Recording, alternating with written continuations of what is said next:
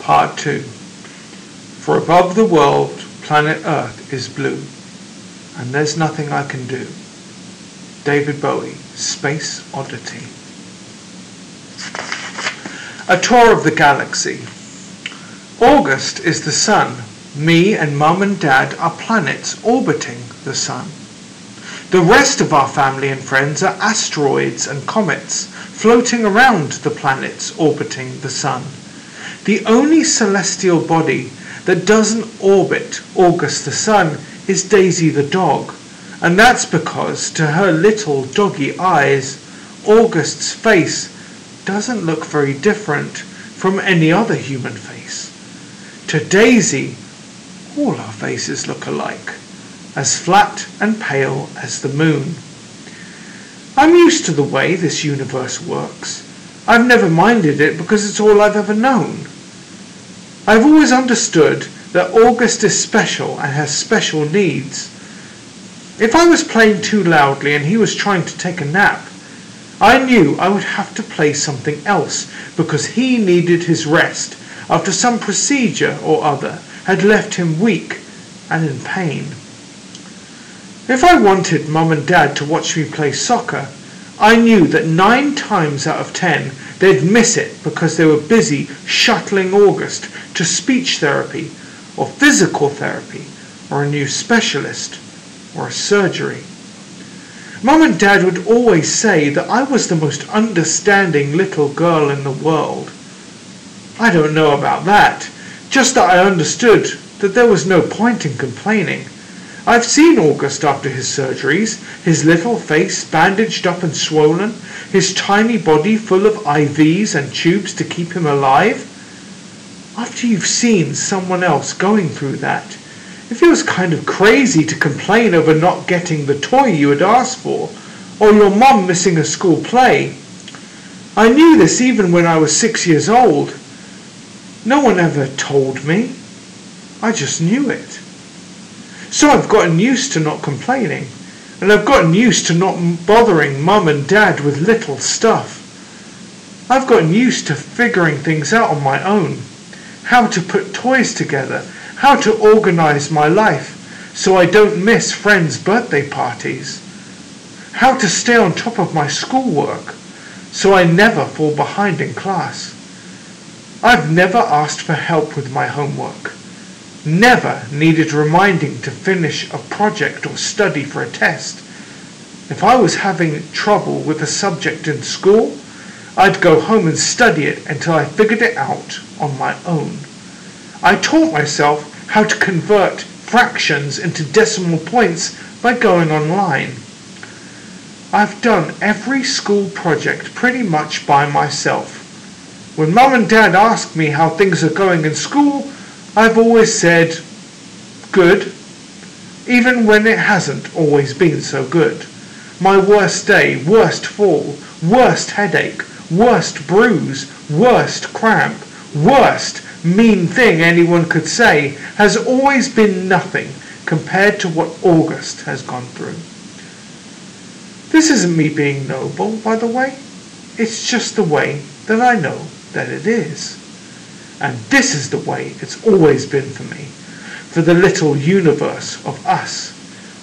But this year, there seems to be a shift in the cosmos. The galaxy is changing.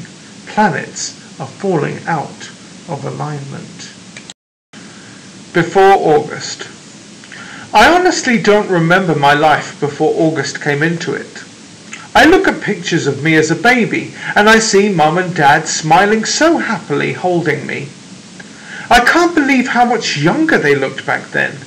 Dad was this hipster dude, and Mum was this cute Brazilian fashionista.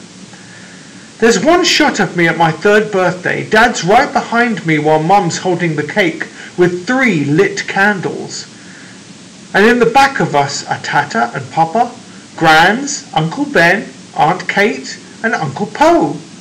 Everyone's looking at me and I'm looking at the cake.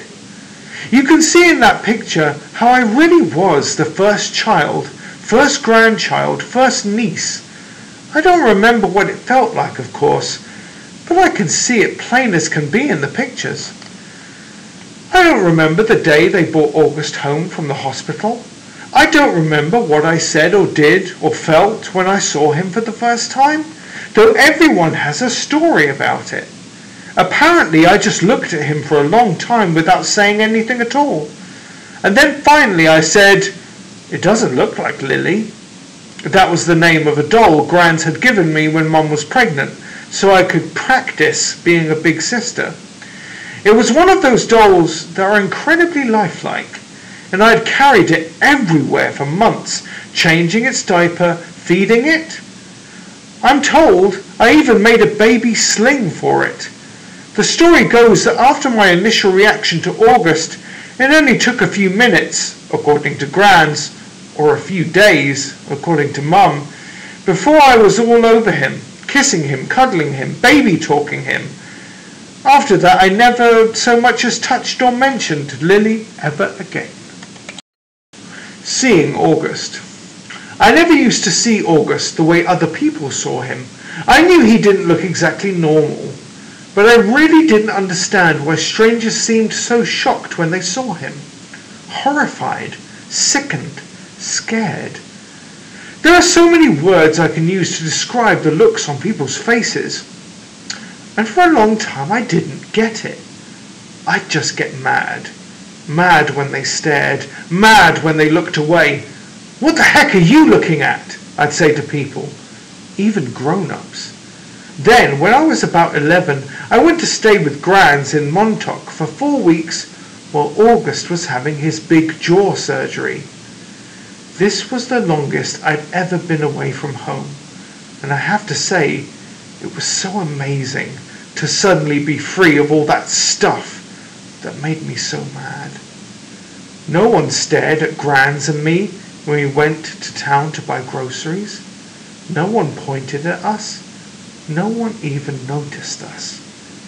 Grans was one of those grandmothers who do everything with their grandkids. She'd run into the ocean if I asked her to, even if she had nice clothes on.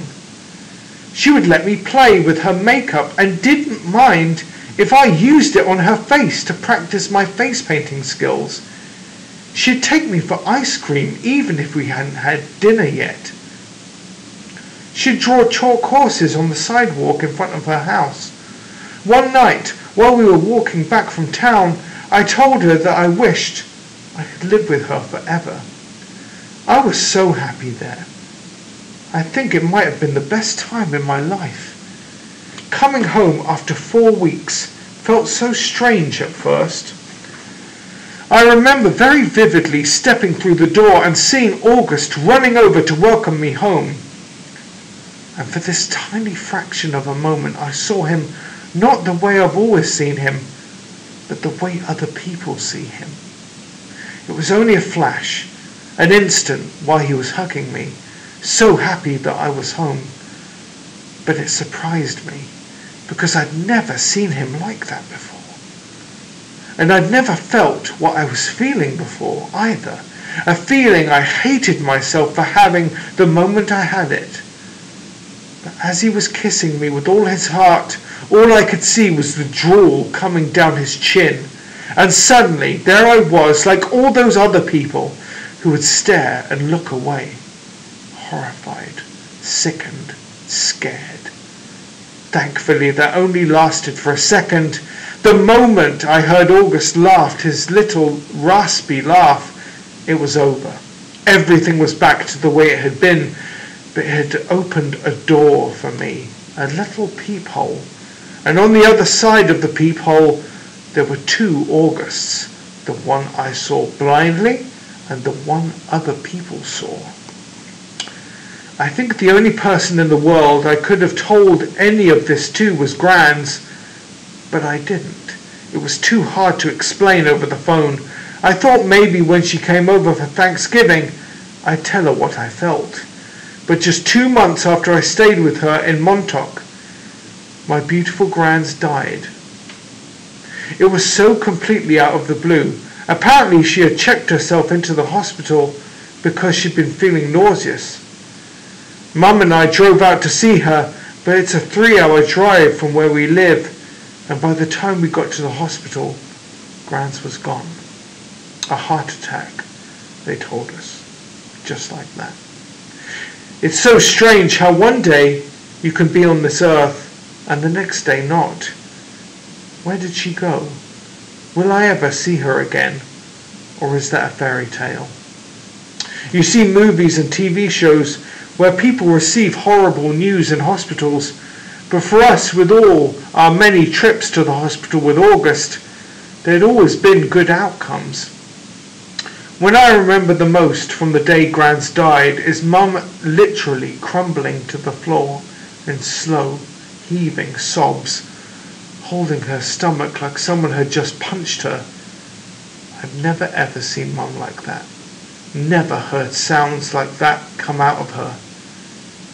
Even through all of August's surgeries, Mum has always put on a brave face. On my last day in Montauk, Grans and I had watched the sun set on the beach.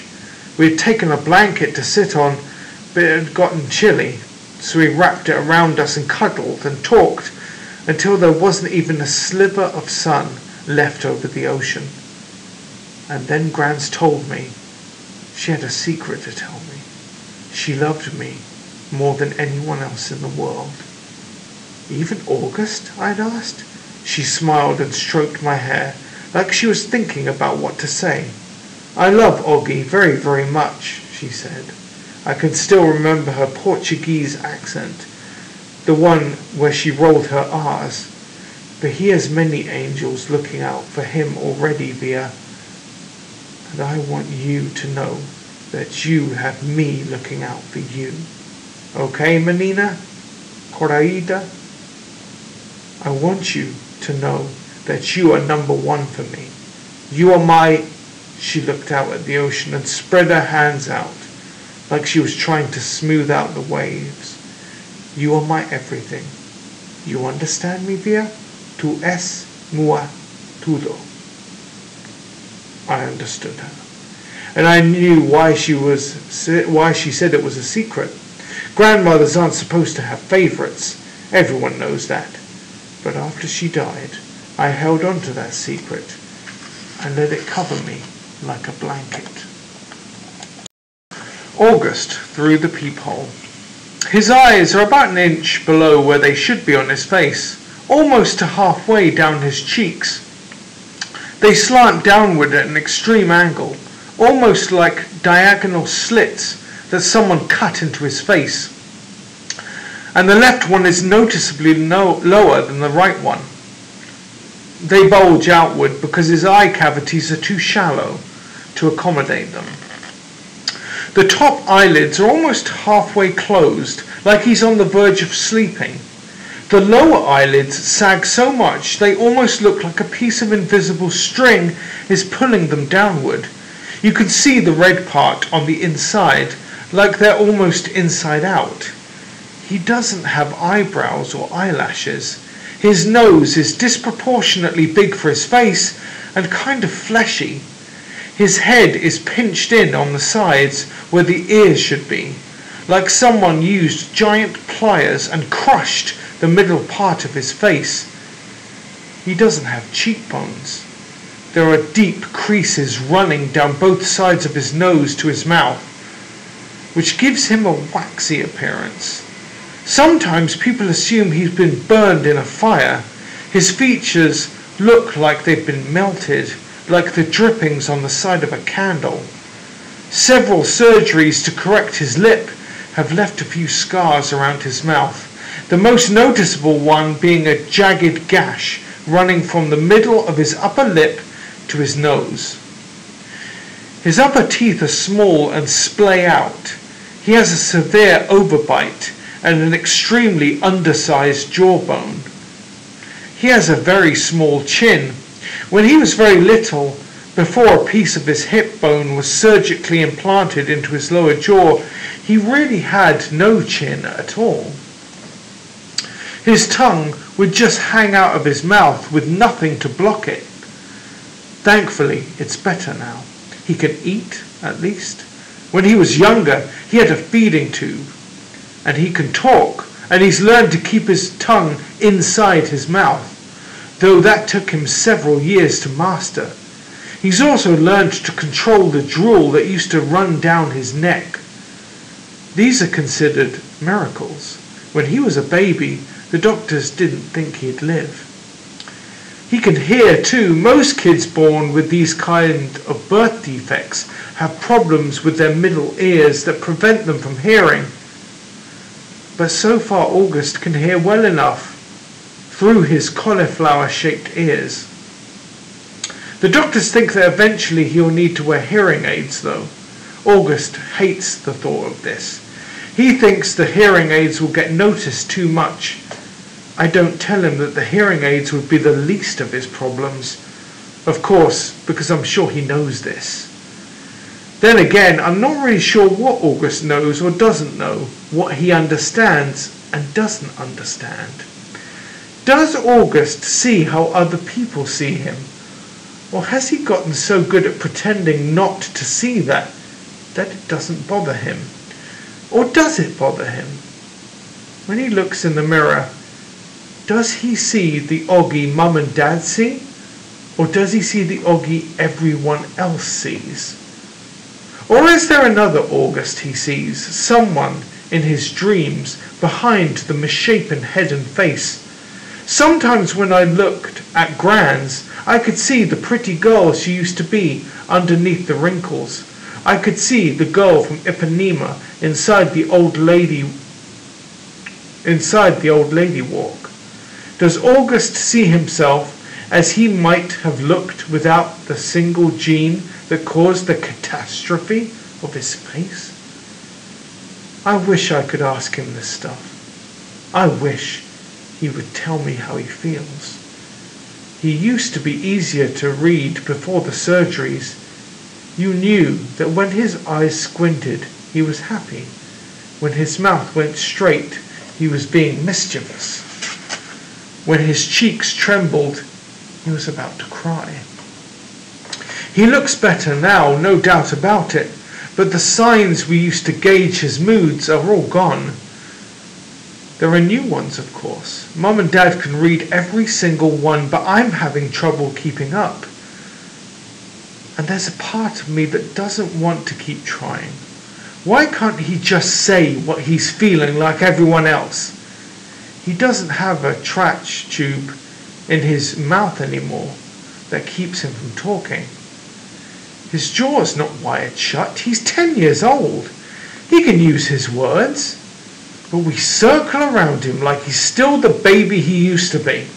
We change plans, go to plan B, interrupt conversations, go on promises depending on his moods, his whims, his needs. That was fine when he was little, but he needs to grow up.